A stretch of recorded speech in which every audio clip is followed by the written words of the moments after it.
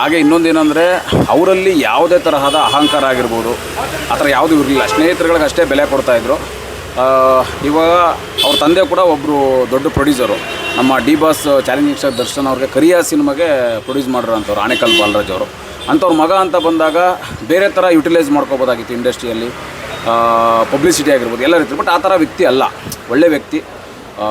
ಅಂಥ ದೊಡ್ಡ producer ಮಗನಾಗಿದ್ದುಕೊಂಡು struggle ಮಾಡಿದೆ, ಒಳ್ಳೆ ಸಿನಿಮಾಗಳು ಮಾಡಬೇಕು ಅಂತ ಹಾರ್ಡ್ ವರ್ಕ್ ಮಾಡಿ ಈ ಥರ ಒಂದು ಯಂಗ್ ನಾಯಕ ನಟ ಬೇಕಿತ್ತು. ಪಾಪ ಈ ದೇವರು ಈ ಒಂದು ಚಿಕ್ಕ ಏಜಲ್ಲೇ ಕರ್ಕೊಂಡಿರೋದು ಕೂಡ ನಮಗೆ ಭಾಳ ಬೇಜಾರಾಗ್ತಿದೆ.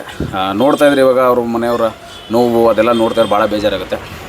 ಈ ಒಂದು ಶಕ್ತಿನ ಅವ್ರ ಮನೆಯವರು ಕೊಡಲಿ ದೇವರು ಅಂತ ಕೇಳ್ಕೊತೀನಿ ಸರ್.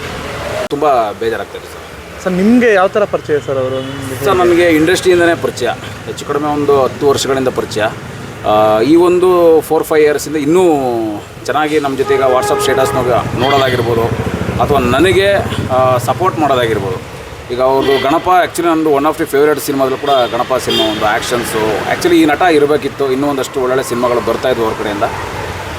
ನನಗೆ ರೀಸೆಂಟಾಗಿ ರಾ ಅಂತ ಒಂದು ಸಿನಿಮಾ ಪೂಜೆ ಆಗಿತ್ತು ಬಂಡೆ ಮಕ್ಕಳಮ್ಮ ದೇವಸ್ಥಾನದಲ್ಲಿ. ನನಗೆ ನಿರ್ದೇಶಕರಿಗೆ ಹೇಳಿ ನಮ್ಮ ಹುಡುಗ ಸ್ಟ್ರಗಲ್ ಮಾಡ್ತಾಯಿದ್ದಾನೆ ಸೂರ್ಯ ಅಂತ ನನಗೆ ಹೇಳಿ ಪಾಪ ಒಳ್ಳೆಯ ಕ್ಯಾರೆಕ್ಟರ್ ಕೂಡ ಹಾಕ್ಸಿದ್ರು. ಆ ಸಿನಿಮಾ ಶುರು ಆಗಲಿಲ್ಲ. ಈಗ 1-2 ಸಿನಿಮಾ ಇದ್ದಾವೆ, ಬರ್ಕ್ಲಿ ಮತ್ತು ಸತ್ಯಮ್ಮು ಅದು ಮಾಡಿದ್ದಾರೆ. ಈಗ ಅವರಿಲ್ಲ, ಅದೇ ನನಗೊಂದು ಸಿಕ್ಕಾಪಟ್ಟೆ ಬೇಜಾರಾಗ್ತಿದೆ ಸರ್.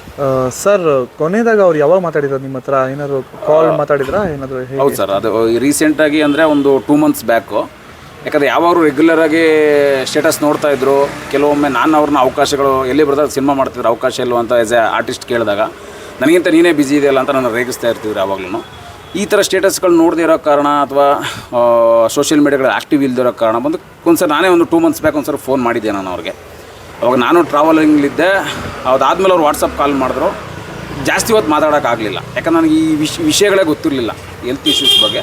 ನನಗೆ ಗೊತ್ತಾಗಿದ್ದು ಕೂಡ ಈ 3-4 ಡೇಸ್ ಹಿಂದೆಯಿಂದ ಗೊತ್ತಾಗಿದೆ. ಯಾಕಂದರೆ ಅವರು ಎಲ್ಲೂ ಅದ್ರ ಬಗ್ಗೆ ಹೇಳ್ಕೊಳ್ದೇನೆ ಪಾಪ ಅವರೇ ಅದನ್ನು ನೋವು ವ್ಯಕ್ತ ಅಂದರೆ ಫ್ಯಾಮಿಲಿ ಮೆಂಬರ್ಸ್ಗಳು ಬಿಟ್ಟು ಹೊರಗಡೆ ಹೆಚ್ಚಾಗಿ ಗೊತ್ತಿರಲಿಲ್ಲ ಸರ್.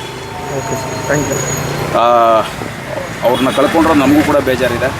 ಅವರ ಮನೆಯವ್ರಿಗೆ ಆ ಒಂದು ಶಕ್ತಿನ ಕೊಡಲಿ ದೇವರು ಅಂತ ಈ ಮೂಲಕ ಕೇಳ್ಕೊಂಡ್ರೆ ಆತ್ಮಕ್ಕೆ ಶಾಂತಿ ಸಿಗಲಿ.